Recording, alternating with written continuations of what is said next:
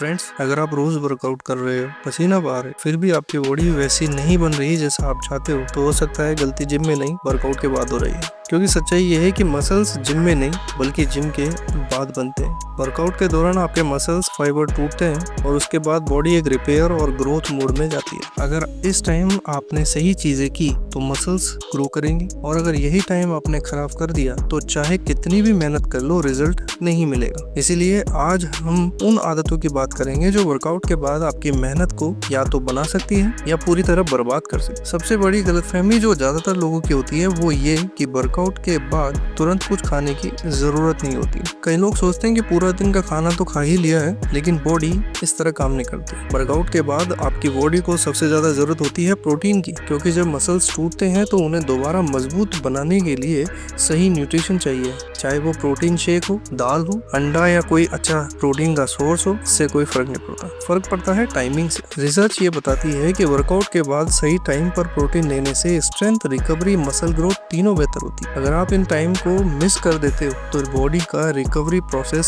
Slow हो जाता है। दूसरी आदत जो बहुत लोग अनजाने में कर लेते हैं वो है हैवी वर्कआउट के बाद फिर से भारी फिजिकल काम करना, जैसे स्क्वाट्स या डेडलिफ्ट के बाद भारी सामान उठाना। इस टाइम आपकी बॉडी पहले से थकी हुई है और मसल्स कमजोर होते हैं। ऐसे में जरा सी लापरवाही बड़ी इंजरी बदल सकती है। इसलिए अगर आप हैवी ट्रेनिंग कर रहे हो तो उसी दिन बॉडी को थोड़ा आराम देना भी ट्रेनिंग का ही एक हिस्सा है। अब बात करते हैं उस गलती की जो सुनने में अच्छी लगती है लेकिन अंदर से नुकसान करती है। वर्कआउट के बाद जरूरत से ज्यादा खाना। वर्कआउट के बाद भूख लगना नॉर्मल है, लेकिन आज तो जिम किया है बोल ओवर ईटिंग करना सही नहीं है। ज्यादा खाने से न सिर्फ फैट बढ़ सकता है बल्कि बॉडी की रिकवरी भी स्लो हो जाती है। मसल्स को न्यूट्रिशन चाहिए, ओवरलोड नहीं। इसके बाद सबसे अंडररेटेड लेकिन सबसे जरूरी चीज आती है नींद। जब आप सोते हैं तभी आपकी बॉडी असली काम करती है। नींद के दौरान ही ग्रोथ हार्मोन रिलीज होता है जो मसल्स को रिपेयर करता है। कम नींद का मतलब सिर्फ थकान नहीं बल्कि कम स्ट्रेंथ, स्लो रिकवरी और कमजोर परफॉर्मेंस भी है। जो लोग नींद को हल्के में लेते हैं उनका जिम में फंसना तय होता है। एक और कॉमन गलती है स्ट्रेंथ ट्रेनिंग के बाद उसी मसल के लिए कार्डियो करना, जैसे लेग वर्कआउट के बाद तुरंत ट्रेडमिल पर दौड़ना। इससे बॉडी कंफ्यूज हो जाती है कि उसे मसल बनाना है या एनर्जी बचानी है।